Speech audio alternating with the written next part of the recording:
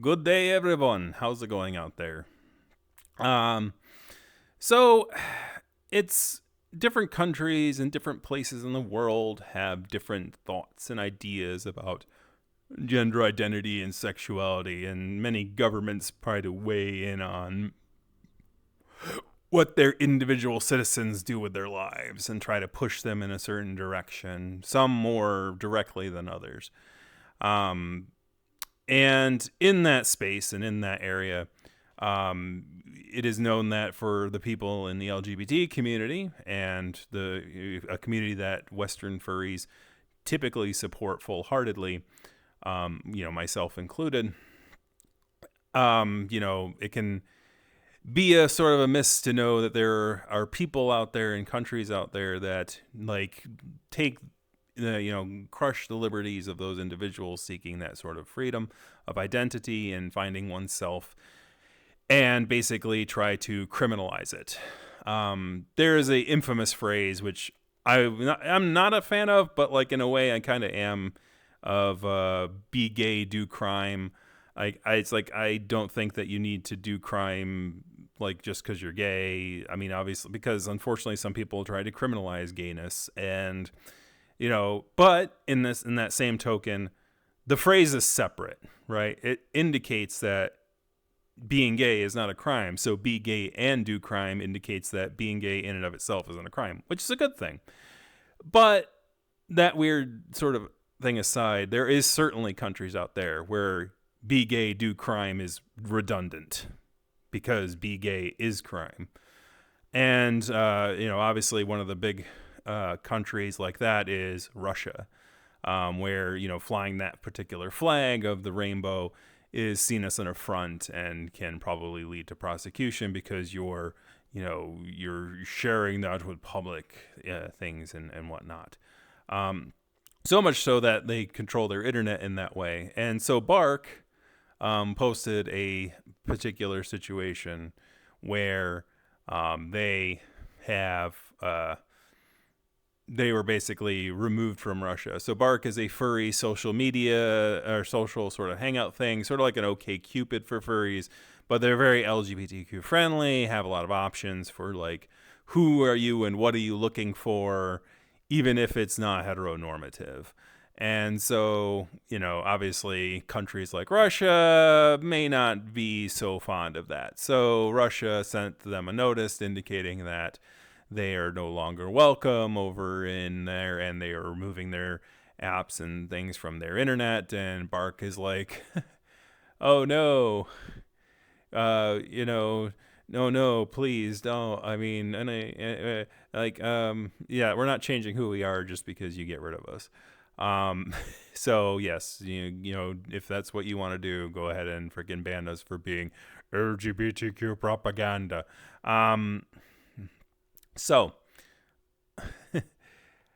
that being said, obviously another tangent to this particular topic is, unfortunately, when it comes to who a furry is, there is an essence of furries are people who are big fans of anthropomorphic characters in media, or being, and an extension of that is being an anthropomorphic character yourself, sometimes in media.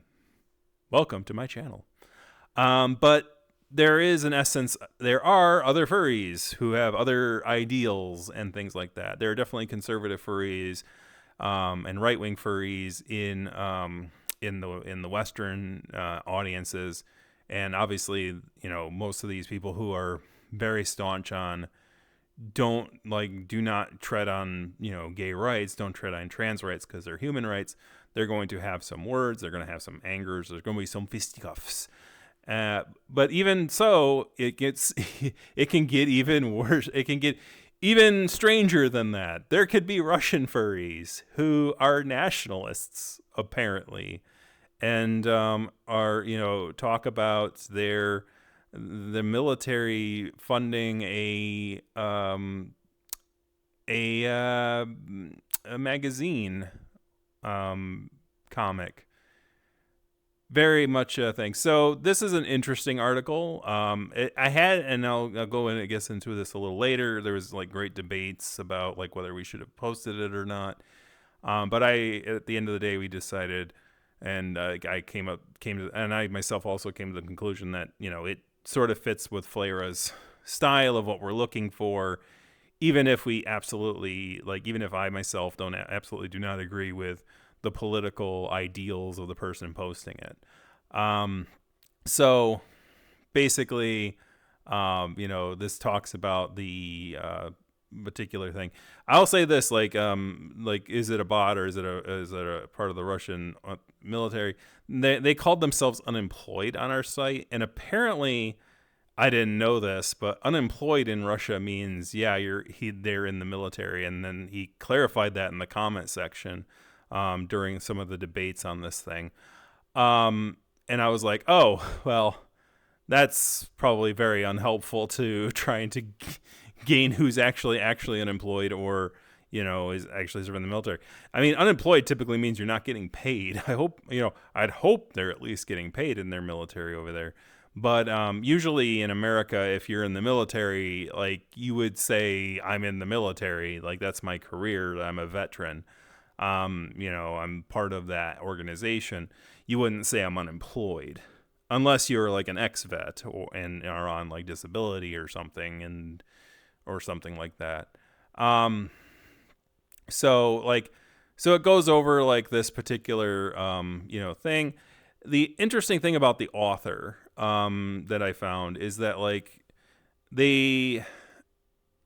it's sort of like I come at it from a position of wars are tragic, and the people who are the soldiers are sometimes victims of that tragedy and at the same time as being a perpetrator, and like sort of the scale of being a perpetrator versus being a victim of circumstance is muddy, especially when it comes to things like social class or economic class and things like that. Because obviously, the people who are social economically at the bottom of the hierarchy in a society are typically going to be the ones that are leveraged to be recruited to, act as a body on the front lines, whether it's in America and in Russia, wherever they're going to be pressured to be soldiers.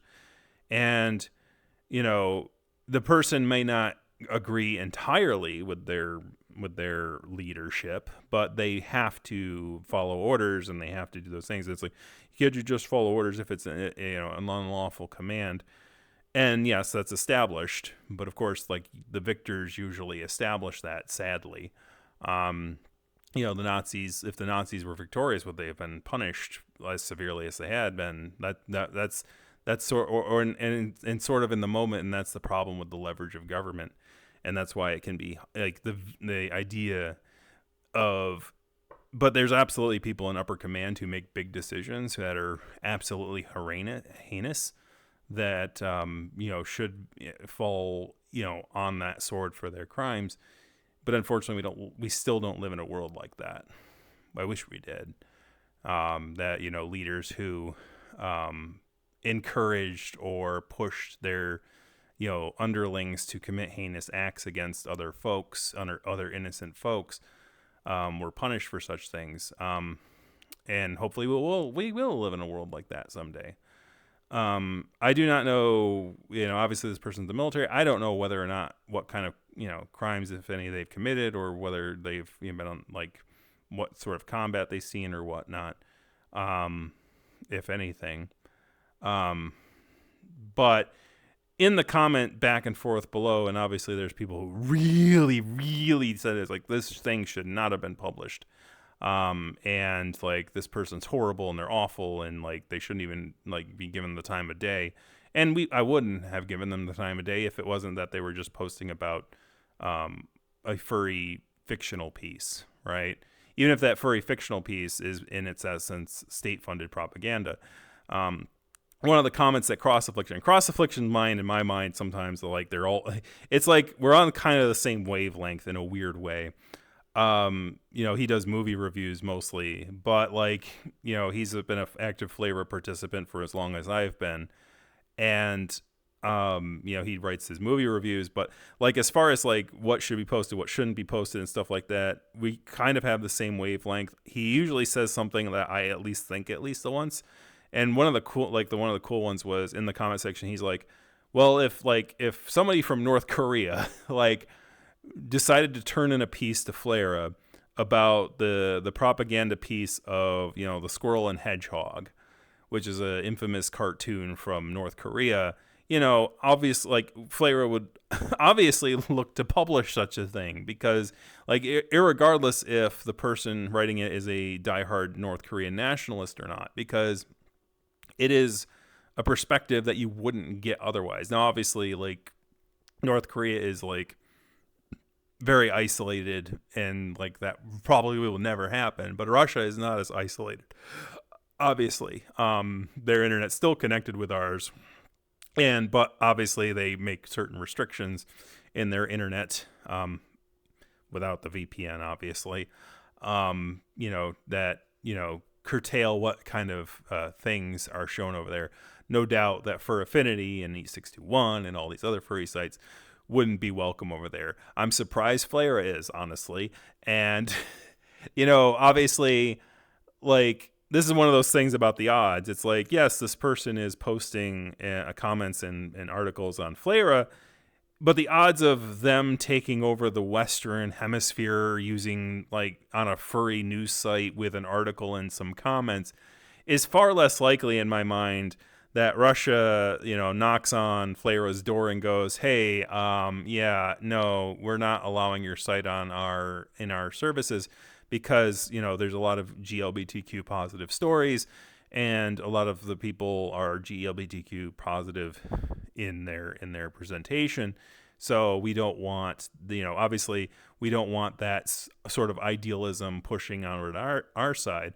And I think that's more likely, right? At the end of the day, I think it's more likely that Russia shuts that down. And by the way, that guy kind of puts himself at risk a little bit, because if Russia does find out who he is, that could be very dangerous. Because I alluded to the fact in the comment section where it's like, is this person a bot? And that came up as a question, and I'm like, well, I did a little searching and a little digging, and from what I can tell, this individual is present on other social media sites. So from as far as I can tell, they're a real deal, and the fact that I had to edit the heck out of the article. There's some very interesting little bits that I talk about in the comment section, in regards to the editing that I had to do on the article, like where it's like their understanding of English is like 80% there, but the last 20% like made for some real, like, I actually had to ask a question, which I rarely have to do, about like the tone and what the direction that the person's going in. Because, like, they said the first chapter of the chapter and then the first chapter, and he's like, oh, no, it's a first part of a series. And I'm like, oh, okay. So he said, oh, no, it's the first part of a multi-part thing. So his language is a bit redundant. So I said first chapter of a saga because it's 3 parts. And I'm like, okay. So he doesn't, like, he doesn't understand the word saga.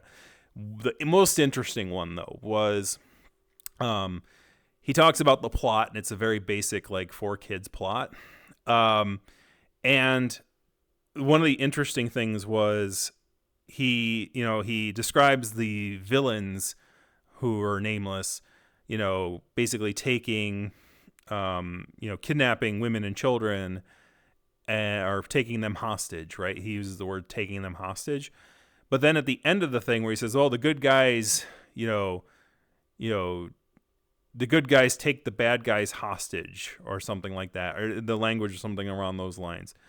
And I was like, that seems weird to say it that way. Like, my brain actually kind of froze, and I'm like, wait a minute.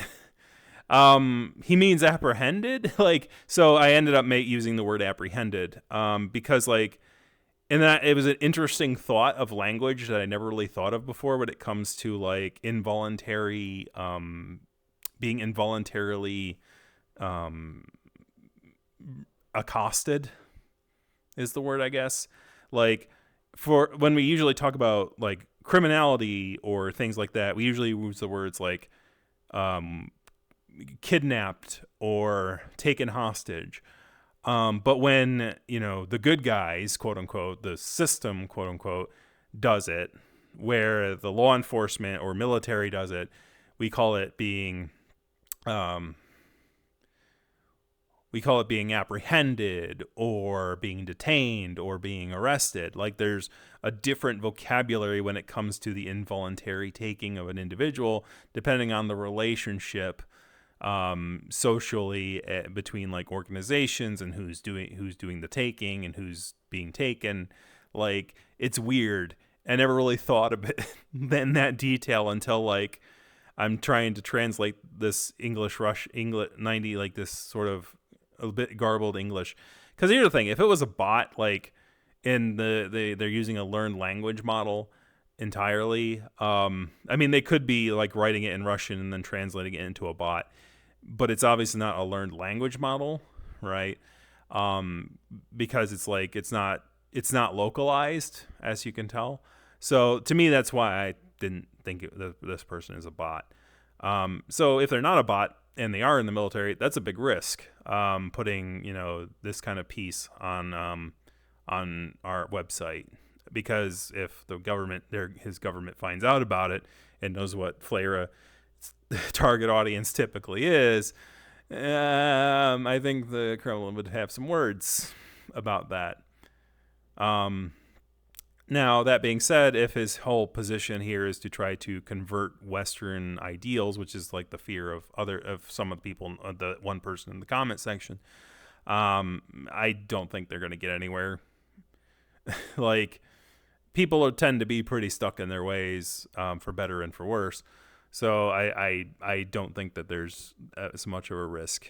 The Art of War says that, like, if fighting is to result in victory, then you must fight. Then,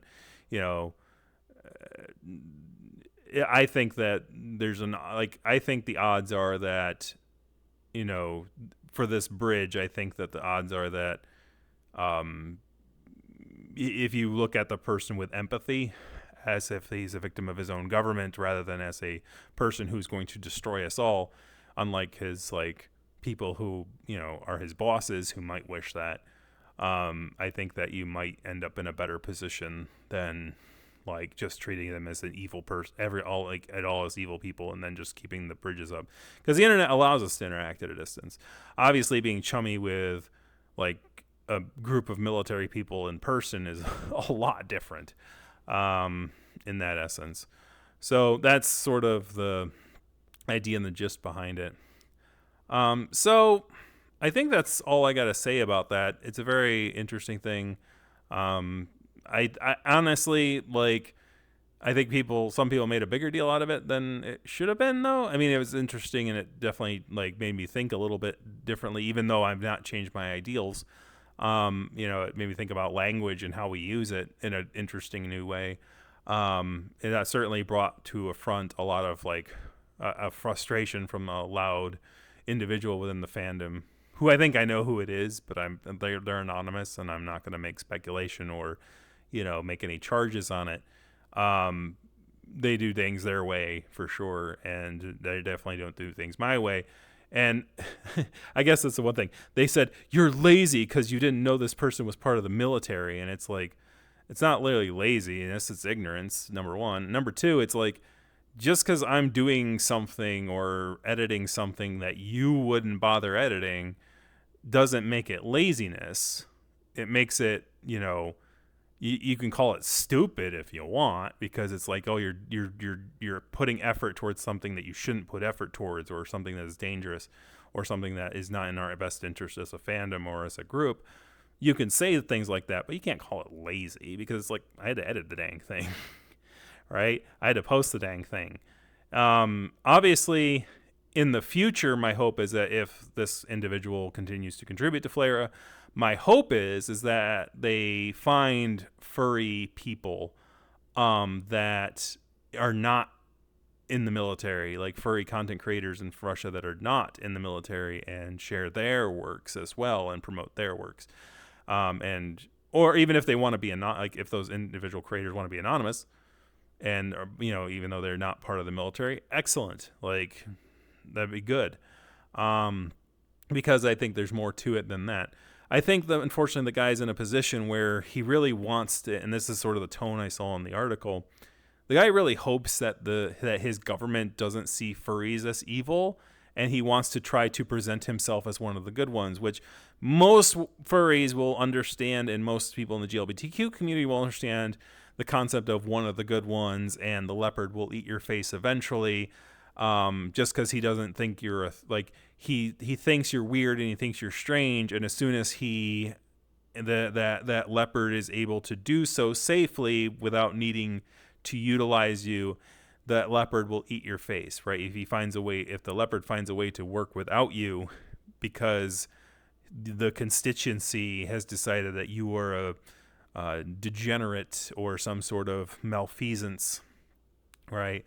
That eventually they'll turn coat on you, even though you think that, you presenting yourself as one of the good ones, there's that risk, right? Especially in an autocratic government and you can see that sort of wishful thinking in his comments and sort of in the end of the article about like this comic is proof that his government is trying to say, oh, we don't think furries are bad. But in essence, like, and this is something I noted in the comment section below about my feelings about it. I think that the author is looking at it with an eyes of a hope, and that hope is making them a little bit blind to maybe, just maybe, because the story is simplistic and there's animal characters involved, maybe, just maybe, the target audience is not furries. Maybe the target audience is children, and like sort of like G.I. Joe, right? The target audience is young folks who the government wants to go, look, being part of the military is cool. Being part of this good guy group is cool. Don't you want to grow up to be like one of the good guys? Jolly G. Willikers, right? Like, to me, that seems more of an essence, because if you think about it, animal characters in most societies, even Western societies, are used as allegories and things, usually for lessons for children. This has been a part of society forever. Aesop's fables, for instance. And, like, I think Animal Farm, like, as a part of, like, Western media, George Orwell's Animal Farm, was a subversion of that trope, in essence. It's like, oh, these aren't talking animal characters. It's about to be a silly good time. It's not. He's going to talk about some really heavy stuff. And instead of being used as these animal characters being used as sort of state propaganda, he's showing a warning sign about, like, unchecked power and how, power can corrupt and its influences, and how well-meaning people can be driven to work against their best interests and work themselves to death. In the case of the horse character, R.I.P.